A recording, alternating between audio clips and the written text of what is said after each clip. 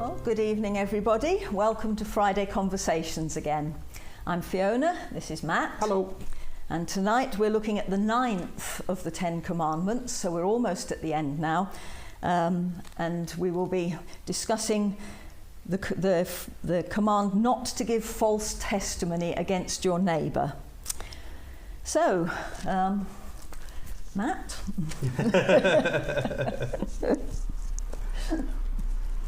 So, why are we not to give false testimony against our neighbour, Matt? Because it says not to.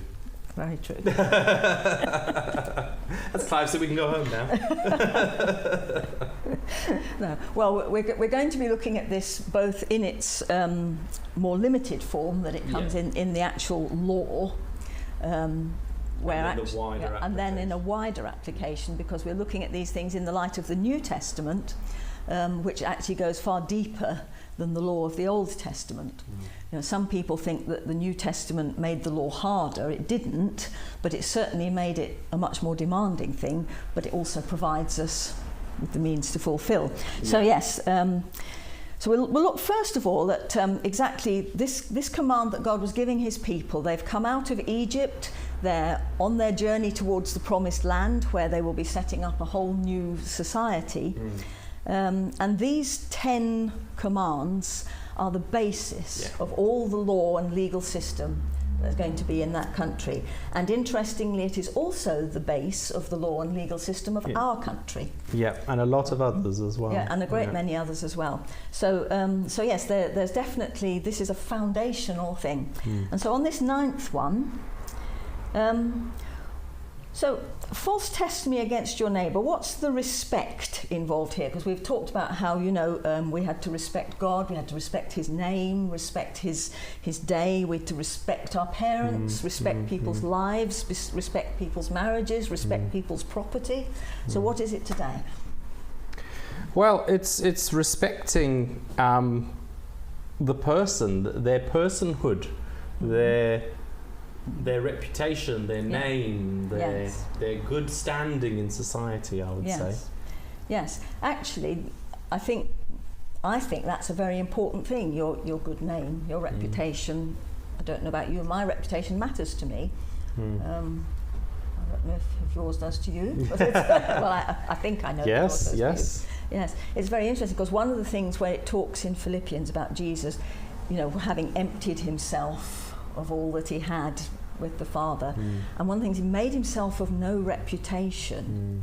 And I've always thought, gosh, you know, that's the thing I would find very hard, because if there's one thing that really presses buttons for me, it's the feeling that people are misjudging me or accusing me falsely. And I think with this as well, it actually cuts quite deep sometimes, especially yes, okay, it's in the 10 Commandments, but even if it wasn't, I think anyone really, if someone goes around and starts saying things about you that are malicious and are horrible and are not true,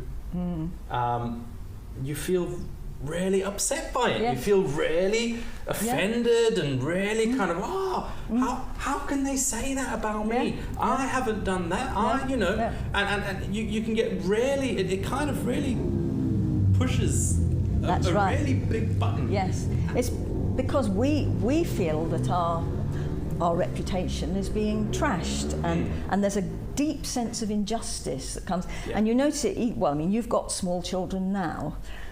I would guess you've probably noticed it, even with your small children, that actually the idea of being falsely accused, that's not fair, is very, very deeply ingrained. You know, it's the thing. I mean, it's a silly little story, really. When I think back, I remember when I was in what would nowadays be called the reception class at infant school, and this was way back in the 1950s.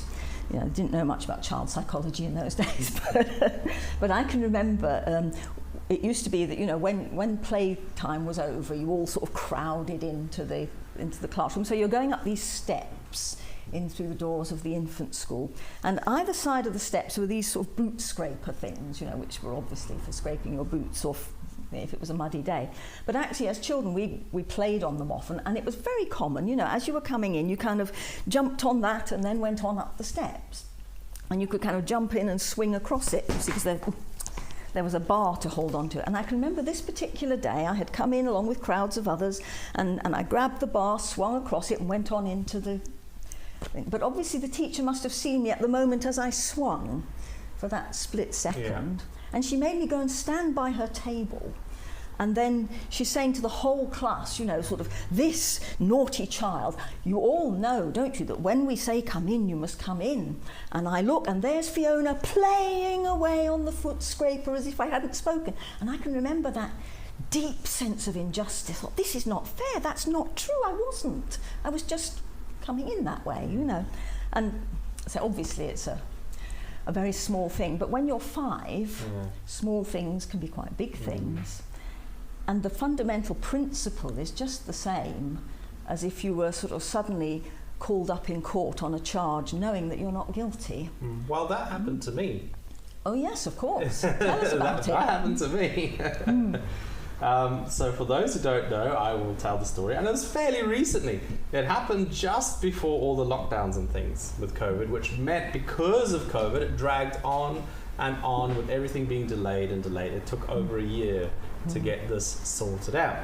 So one day I got a letter come through the letterbox, and it was a bailiff's notice saying that you owe thousands of pounds for this offence, and if you don't pay it in 2 weeks, we're going to come and start taking your stuff to pay the debt. At first I thought, no, this must be a hoax, you know, this must be a scam or something. Well, it was in a way, I suppose. Well, sort of, although the bailiff thing was genuine. This is the thing. I thought, but luckily I know someone who's a lawyer. And so I rung them up, and it had it was quite a long, highfalutin name of the organisation or whatever, who they were acting on behalf of. And I said, I've just got a letter from this, blah, blah, blah, blah, blah, blah, whatever it was called. I forget now the whole long name of it.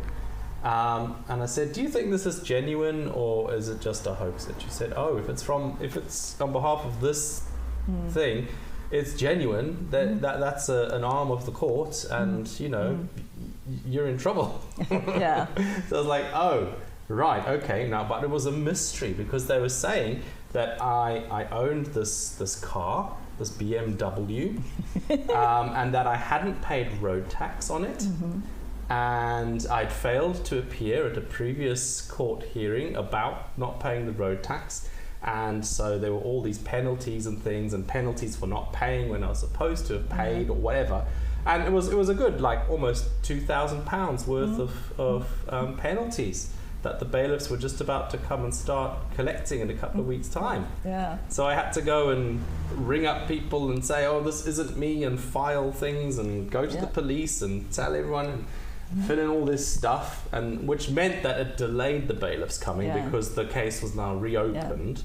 And I was given the opportunity to go and swear before a magistrate and tell them my story and that this wasn't me.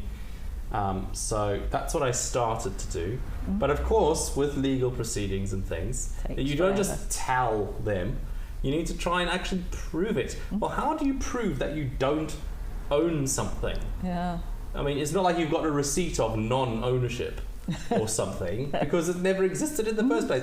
But anyway, I managed to scratch around and find various bits of evidence, like the date that my mortgage was done for my new house happened 2 years previously to the date that this car had been registered at my old address. Because it was your old address. It was my old address, and that kind of thing.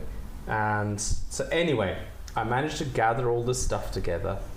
The hearing got postponed and postponed. Anyway, I finally had my day in court, explained my situation. So they said, okay, fine, you're allowed to appeal this. It sounds like you got a good case. But if you contact the DVLA, tell them everything you've told us, they are quite reasonable and they might just drop it. So in the end, I sent the DVLA a legal copy of all my paper evidence and said, this is what I'm going to present to the court. This proves that what you're saying about me is not true. I did not own this car. I was not living there, etc., etc. That's not my phone number. That's not my signature, etc., etc. And in the end, they said, okay, we won't take you to court. We'll drop the case. And that was the end of that. But it took ages, and it was awful. It was an awful feeling, thinking I'm being accused of this crime that I hadn't done. Yes, and a car that you... and a car that I never owned. And, oh dear. Well, you might have liked to have owned it. It was a mess. No, not after all that.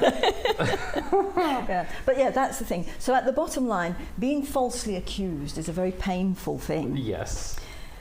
And of course, yours is a case in point, isn't it? That if actually, because this is first of all set in a kind of official legal court. Yes, and the wording of it is quite a legal kind of wording, isn't it? Giving false testimony against your neighbour.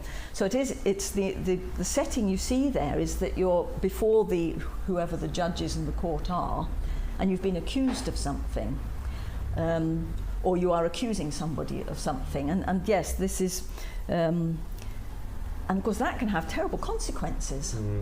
I mean, well, especially if you look at the Old Testament law, and well, I suppose the legal systems of pretty well all societies up until very recent days. There's an awful lot of things for which the penalty is death. This was one of them in the Old Testament times. Yes. False witness, yeah. Yes, which is interesting. That tells you how seriously it's taken. But even if it's not death, you know, there can be all sorts of penalties. Yeah. And if you're falsely accused and people believe that, then you're facing the penalties. Yeah, but it has to be the case though, because if you just allow people to lie in court, well, the whole value of the system comes to a halt. You can't trust that justice is being done. No. The innocents start to get hurt and all that kind of thing with false witness. Yeah, and that's the key thing, because obviously the liar is the one who is the sinner, and presumably, you know, people tell lies for various reasons, but they're always self-interested reasons. You know, they're either an attempt to get out of your own responsibility, or an attempt to get something that isn't yours by right, or to get perhaps vengeance against somebody who's upset you. You'll bring a false accusation. So all the time, you know, you have actually got an innocent victim there who's being falsely accused. And obviously God hates that, because he does not like to see injustice happening. Anyway, there's a bit in Proverbs which I've just marked here. Let me see. It says Proverbs 6 and verse 16 onwards. There are 6 things the Lord hates, 7 that are detestable to him: haughty eyes, a lying tongue, hands that shed innocent blood, a heart that devises wicked schemes, feet that are quick to rush into evil, a false witness who pours out lies, and a man who stirs up dissension among brothers. It talks about things that the Lord hates. You know, that... It's very strong, isn't it? Yes. Well, why does the Lord hate it so much?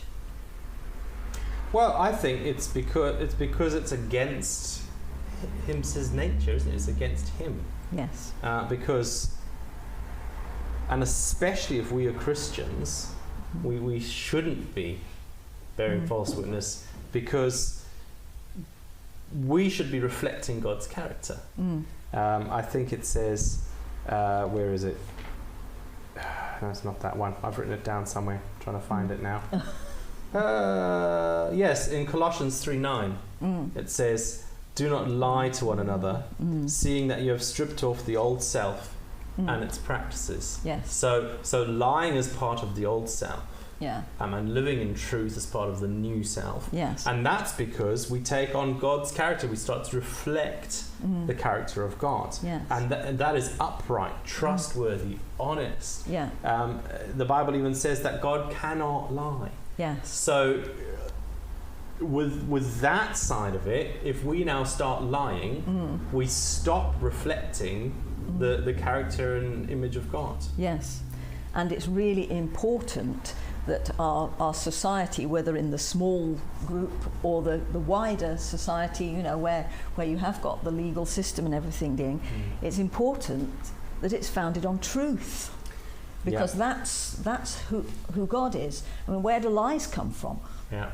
Now this is interesting, this whole notion of lies and truth, because in recent years the whole notion of truth has been muddled.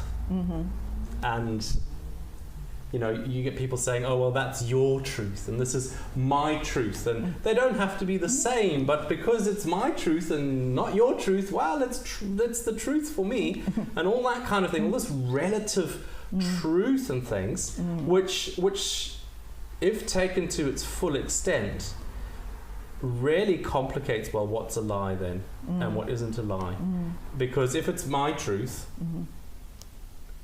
how can it be a lie? But then you can just change it for convenience. But I don't think that that's the reality. I think this is where it all falls apart, because everyone says, oh, this is my truth, this is your truth, everyone can have their own personal truth. But when it comes to lies, everyone's pretty clear as to, well, that's not true. Yes. That's a lie. Yes. Well, you see, you can imagine the situation, for example, you know, somebody is accused of, well, if you were accused of raping somebody, well, actually, either you did or you didn't. Yeah. It's not, oh, well, you know, in her truth you did, but in your truth you didn't. Yeah, actually, that was quite clearly defined. It's really I think clear. people use it when it comes to, that's really clear. But I think people like using that as as a get out, an easy get out, for when it becomes things like sort of God and faith and that kind of thing. Oh well, I can disagree with you without hurting your feelings, type thing. But then you see, that's not. But that's not loving either. That's not in any way trashing your reputation or putting a false accusation against you. No. Although, of course, these days we sometimes get accusations of being, you know, bigoted or hate speech people or something, when actually it's manifestly obvious the person isn't voting hatred. They're just mouthing a currently unpopular opinion, which is a very different sort of issue. But but I think perhaps after, you know, when it comes to after the break, we perhaps do a bit more on the wider personal stuff. But at the moment, if we just stick to what the commandments actually there for. Shall we just see what some of these comments are? Because there's some helpful ones that have come in. Yes. Thank you for sending in all your comments and thoughts about this. Please keep them coming. It's really good. Keith is saying that reputation is interesting because there are some aspects of it you can't control. And he says lots of people have said lies about him in public before. Yes. Maggie says, I think that when we are falsely accused, sometimes we have to remember that Jesus was also falsely accused and ask God to help us not to be resentful or to justify ourselves. That's interesting. Do you think we should justify ourselves if we're falsely accused? Well, should I have just paid the fine? No. No. Or said, no, this isn't right? No. Well, I was just looking in Deuteronomy here. Now, let me just get my 19 verses 16 to 20, which is actually sort of talking about the actual management of this particular commandment here. Yeah. It says here, you know, one witness is not enough to convict a man accused of any crime or offence he may have committed. A matter must be established by the testimony of 2 or 3 witnesses. So yes, it's not just one word against another, you know, pick which one you believe. Yeah. If a malicious witness takes the stand to accuse a man of a crime, the 2 men involved in the dispute must stand in the presence of the Lord before the priests and the judges who are in office at the time.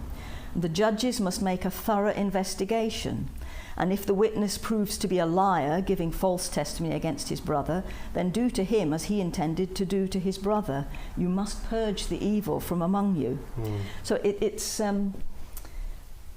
like that is the instruction, you know, if an accusation is brought, is actually you have to hear both sides. Yeah.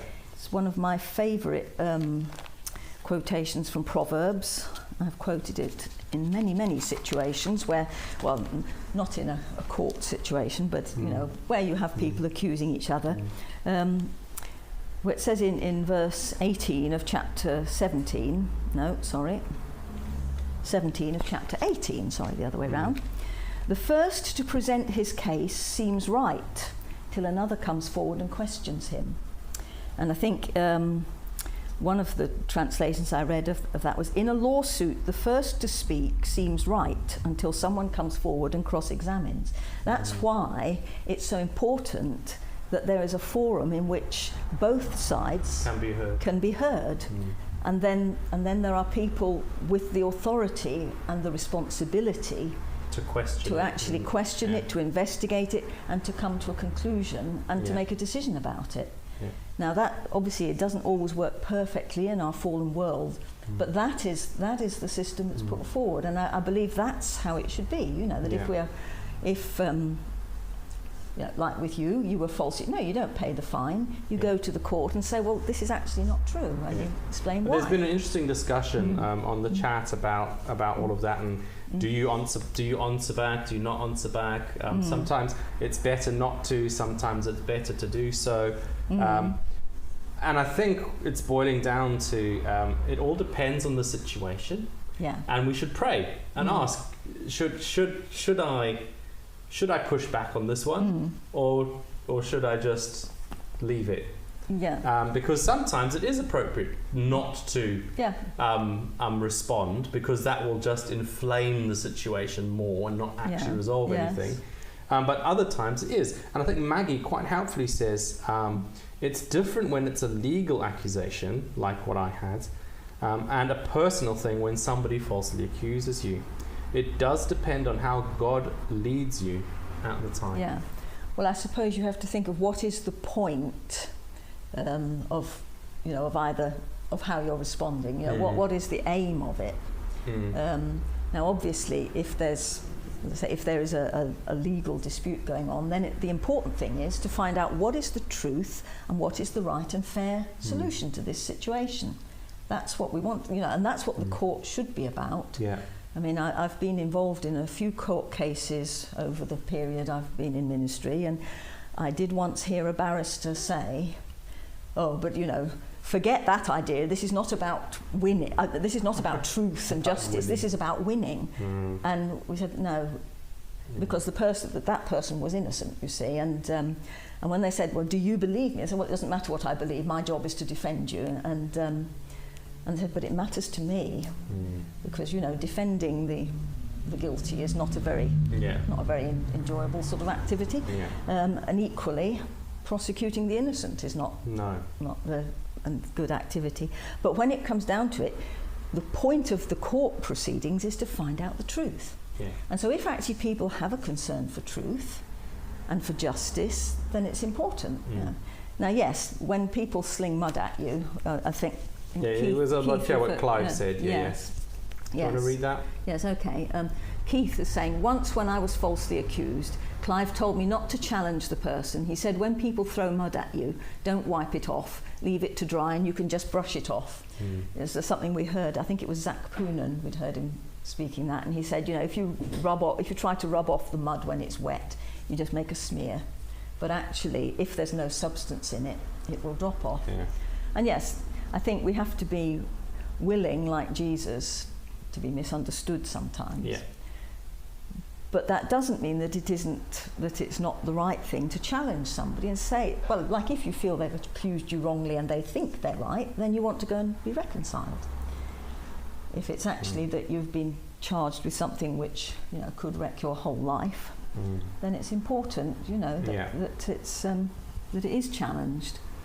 See, Maggie made a very good point earlier about in some countries, Christians. This is good. We should get Maggie on the chair one night to have a chat. I'm just trying to find the bit where she said it. Got lots of comments. It's good. Well, she made a comment about there are some countries where Christians get falsely accused because they're countercultural. I mean.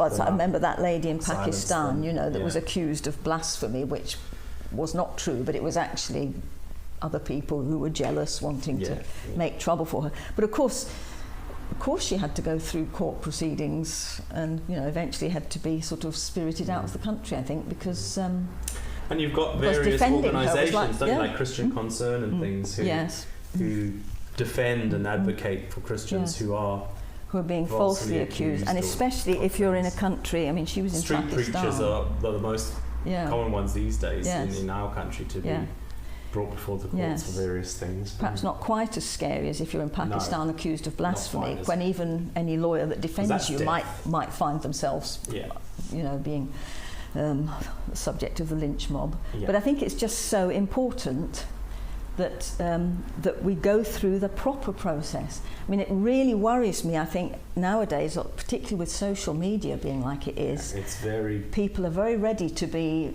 judge, jury and executioner when all they have heard is the one-sided story. That's right. You know, and this person is being hounded to death and hasn't even had the chance to say, actually, that's false. Yeah. You know, and that's... So that's a very, very good point, especially for those... Well, we're all watching this on YouTube, so we all use social media. Because guess what? You're using some right now. And yes, it is just being very mindful of the fact that even when we type things out on comments and things on Facebook or YouTube or whatever, that actually we are still held to the same standard, and that we still to reflect Jesus. We're not to be judge, jury and executioner, as you say. Even in the digital world, it's very important. And some people find it much easier in that forum to say things that they would never say to the person's face. But they find that, you know, oh, well, I can just say this. It's 2 o'clock in the morning. I'm feeling grumpy. I can't sleep. And I'm just going to let it all out. Or somebody has accused somebody of something horrendous. And you jump they haven't been, it's something for which they will be brought to court, but they haven't been brought to court. And you've got people, you know, wanting to share their picture all over social media. Let's hound this person, get the vigilantes out. Well, that is utterly wrong and ungodly. You know, and we really need to be very... See, what Anna's saying here, isn't it more important to make sure I'm not the one making false accusations or giving false testimony, even in small things? And after the song we'll come to that one in particular. But yes, in there, have to be very careful before you start sharing these, share the whatever out of this, you know, sort of let's get this person all over the place because, you know, he did this. And you sort of think, how do you know? You haven't got, you know, it hasn't been a and all this stuff about fake news and things where you can get just a photo of any old person and you could make that person's life a living an absolute misery when, you know, they may not have done whatever it is that someone's just saying that they have. That's right. And how many people have found, you know, that because, you know, somebody's spreading false rumours that they're having an affair or false rumours that they're, you know, cheating on something or whatever. And you think, that's just so wrong. You know, it needs to be dealt with properly. And I think that's the primary thing about this commandment is that people's name, people's reputation, their personhood needs to be respected. And if there is sin, it needs to be dealt with, but it's got to be done the right way. Now, that's interesting because we've been talking a lot about in a court of law and that kind of thing. But when we talk about if we have an issue with somebody, it may not be appropriate to haul them off to court. I mean, we might be someone's upset us or done something that's made us angry or whatever it is. You don't go hauling off everyone who's ever upset you off to the courts of law to try and sort it out. So as a Christian then, you can tell us, Fiona, what it says in the Bible. How should we be dealing with disputes and quarrels and things amongst fellow Christians within the church? Well, I think we should have a break now and then actually we'll address that one. Okay. As we have the notices and the song at this point. Because we're almost halfway through. That's right. Good.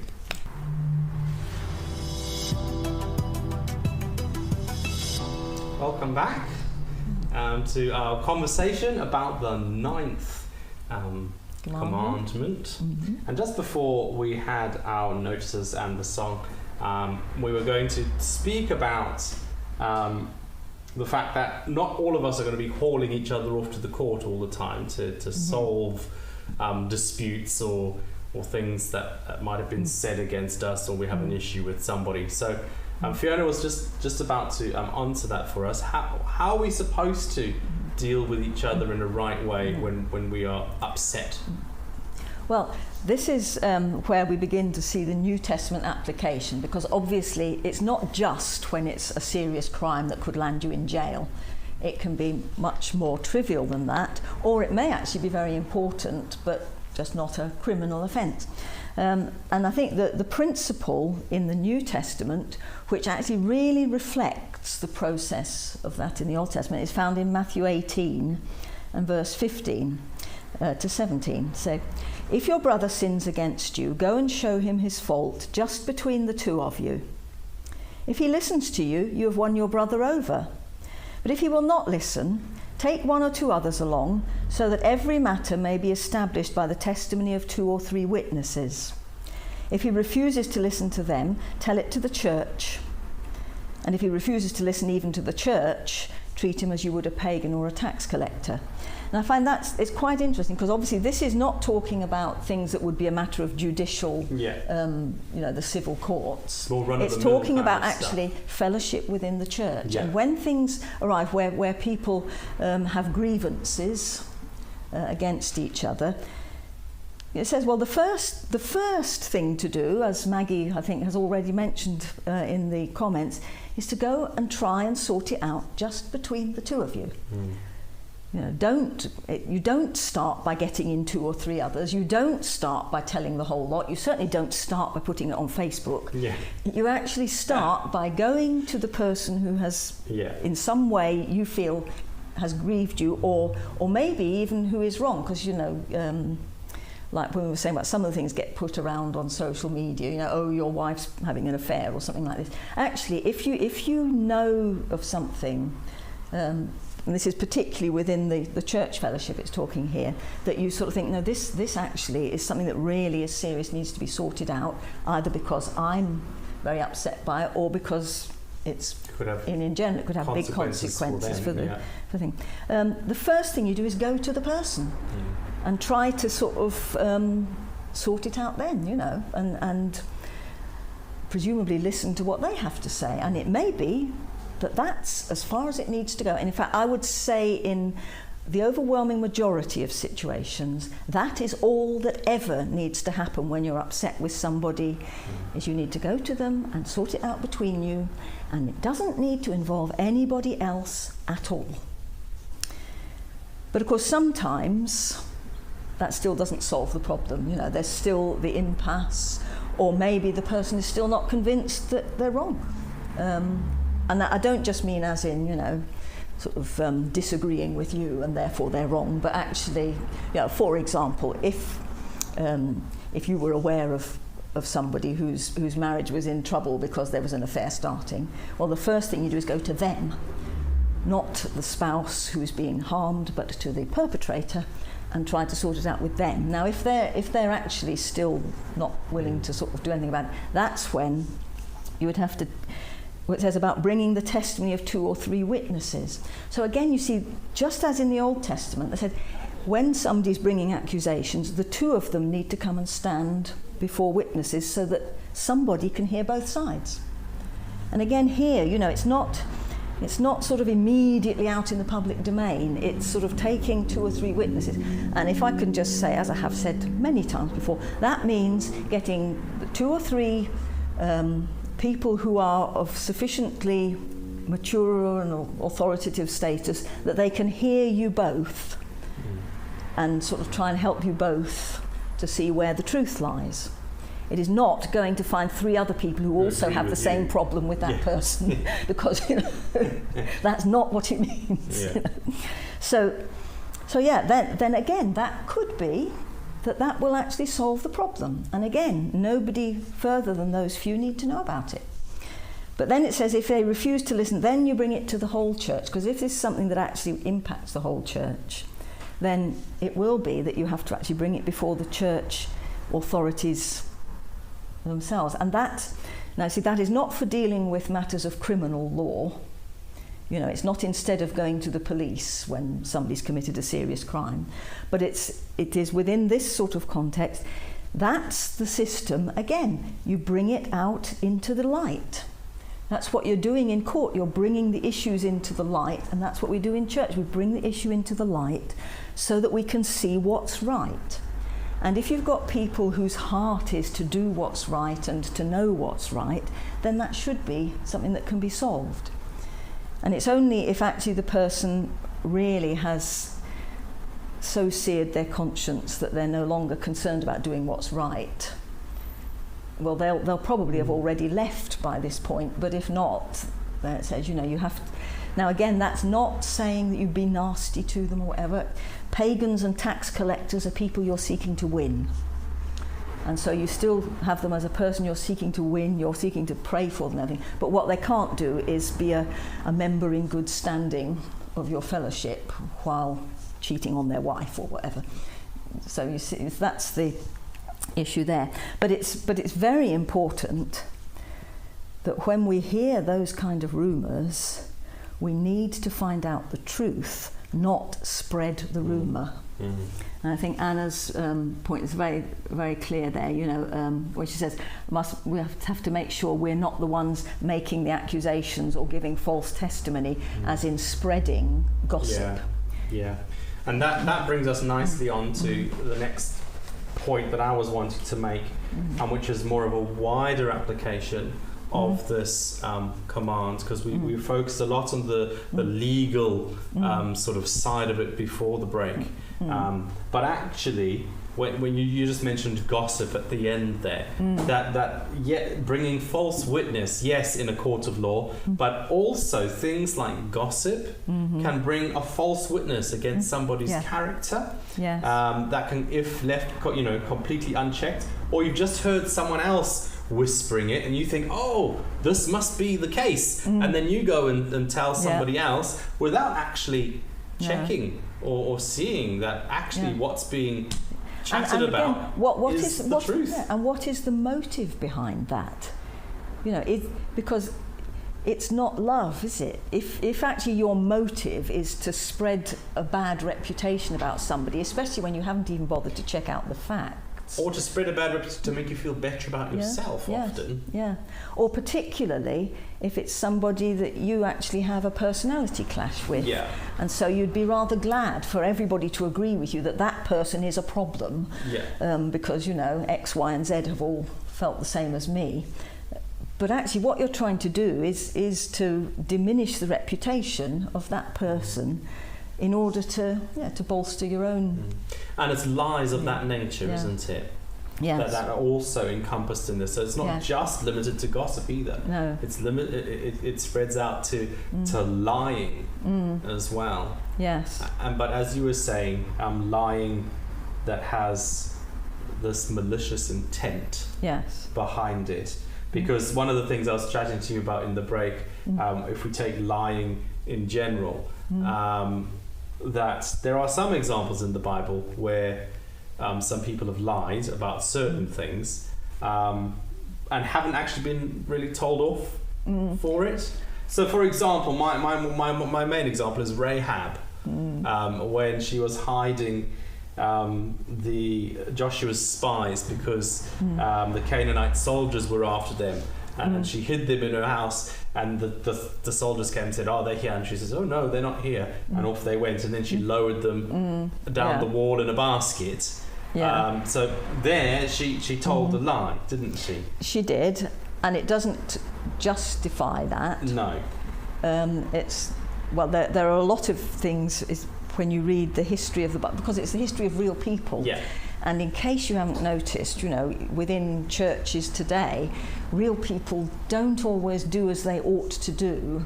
No. Nor do they always get the big ton of bricks when they fail. The reason I bring it up, though, is because later in the New Testament, like in Hebrews 11, this is brought up.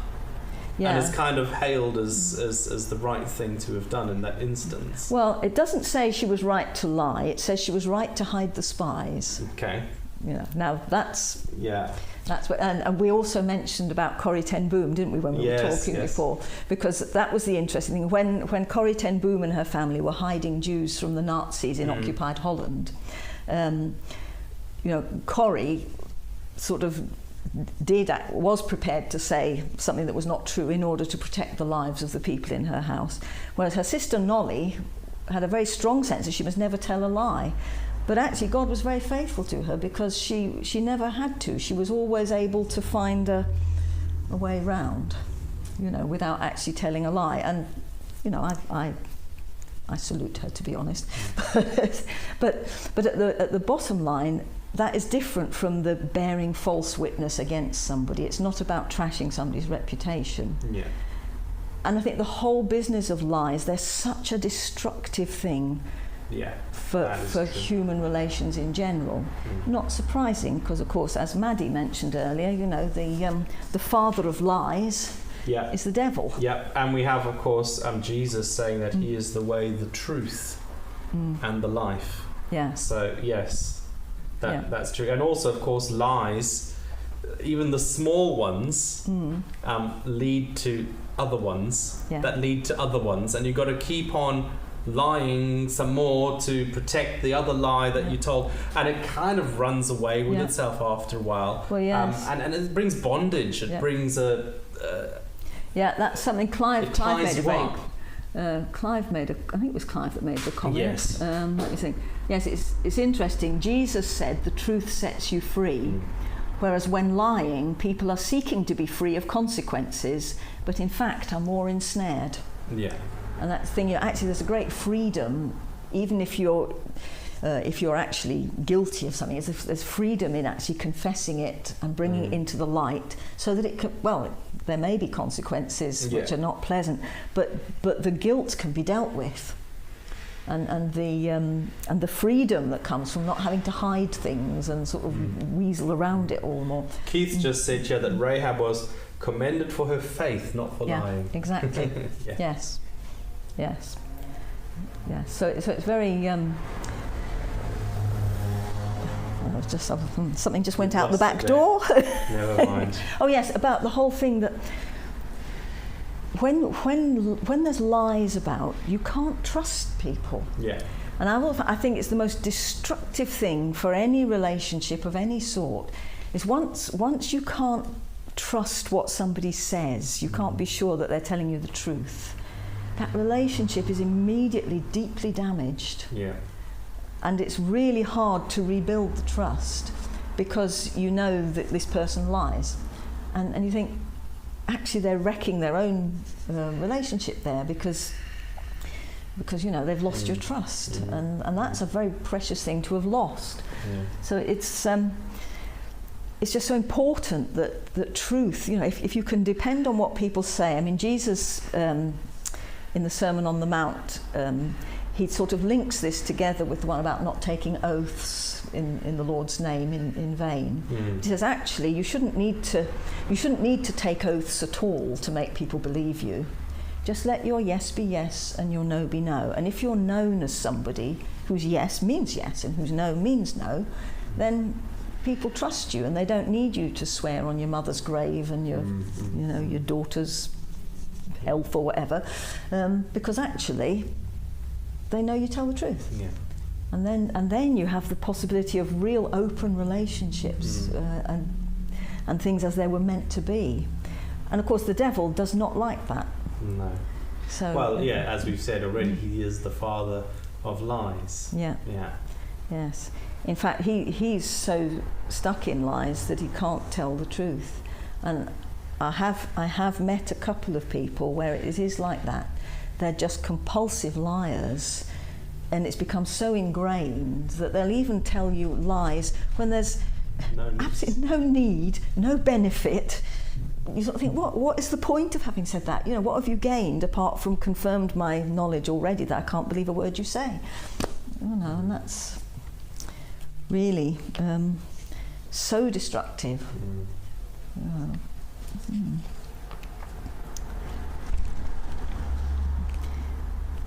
And I suppose we are coming. Have you got more things you wanted to? I think we've covered pretty much everything. Yeah. I had things from St. Augustine and St. Thomas Aquinas and things, but we've kind of veered off that course. Right. So I'm quite happy not to mention it because we've kind of covered it anyway. Yeah, there wasn't anything that we've missed that they mentioned. No. Yeah. I think it'll be more complicated to bring them in than to leave them, actually. So I think we've done a pretty good job covering the bases. Unless you at home think we've missed something out, type it in the chat. Have we missed a vital point? You've been sitting there all evening thinking to yourselves, now if only they say this, then you know they've hit the nail on the head. Type it in the comments. Let's see. Have we covered everything? What do you think? If not, then we'll sum up with how the Bible sums it up. Yes. I think that'll be fine. I think we're coming to the end of our time anyway. So if you wouldn't mind doing that for us, Fiona, it'll bring us full circle. Yeah. So yes, the whole point of this series is we're looking at the Ten Commandments in the light of the New Testament. So we're seeing where things go deeper than just not actually telling a lie in court, to the whole business of speaking the truth. Because we're part of this new creation, and when it finally comes in its fullness, lies aren't going to have any place at all. So in Revelation, there are two particular verses I want to read. In Revelation chapter 21, describes the holy city, the New Jerusalem, this beautiful city that is coming down to earth, and so it's going to be the capital in the new earth. But it also says here, having said all the glorious things that God's people are going to inherit, but the cowardly, the unbelieving, the vile, the murderers, the sexually immoral, those who practice magic arts, the idolaters, and all liars, their place will be in the fiery lake of burning sulphur, which is the second death. And again, that's just echoed again in chapter 22. Blessed are those who wash their robes, that they may have the right to the tree of life and may go through the gates into the city. Outside are the dogs, those who practice magic arts, the sexually immoral, the murderers, the idolaters, and everyone who loves and practices falsehood. And in the new creation, there is no room whatsoever for anything that is not true, or for anybody who loves that which is false, and who loves deception, and who loves to try and con people, and who loves to try and, in any way harm people through deception. Because everything will be in the light, there will be no deceiving. Yeah. So if you want to be a deceiver, you won't be in. You'll be with the deceiver. Yes. Yes. Yeah. Really good.